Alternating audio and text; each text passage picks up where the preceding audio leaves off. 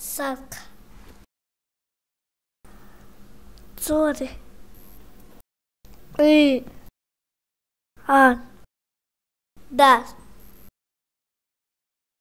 Fa molts i molts anys, prop d'aquí, hi havia un poble molt tranquil. Tenia un castell i unes quantes cases. Tothom podia fer la seva feina. El pagès treballava al camp. El pastor passejava les ovelles. Però un mal dia, un drac va arribar al poble. Era molt gran. Podia caminar, nedar i volar. De la boca del drac sortia foc. El drac es va quedar a viure prop del poble. Tota la gent tenia por d'en drac. El drac tenia molta gana. Cada dia la gent del poble portaven a la cova algun animal. Quan el drac es despertava, trobava el menjar a punt i no s'acostava al poble.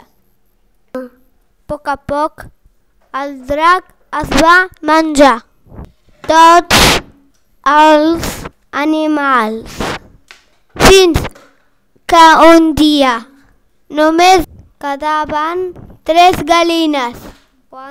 Quan el drac se les mengés, ja no tindrien més menjar per donar-ne. Tota la gent del poble es va trobar a la plaça per pensar què farien.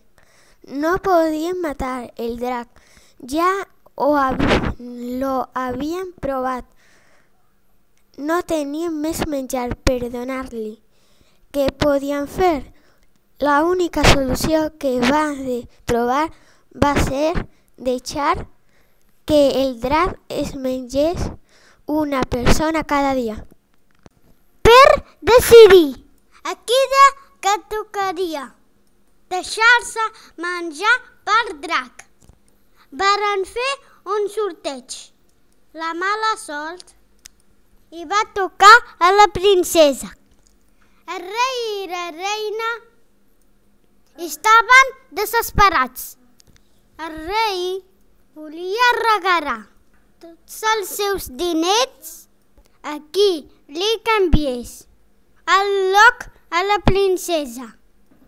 Però la princesa, molt valenta, no va voler de cap manera i molt trista va anar fins a la cova del drac. Quan el drac estava a punt de menjar-se la princesa, va arribar un cavaller. Era Sant Jordi. Sense pensar o dues vegades, Sant Jordi, amb la seva llança i el seu escut, va lluitar amb el drac. Sant Jordi va ferir el drac de mort. De la ferida del drac va sortir un raig de sang vermella. En la terra regada amb sang del drac va néixer un roser. Les roses eren vermelles, del mateix color de la sang del drac. Sant Jordi va collir una rosa i li va regalar a la princesa. Tothom tornava a riure. El poble va tornar a ser tranquil.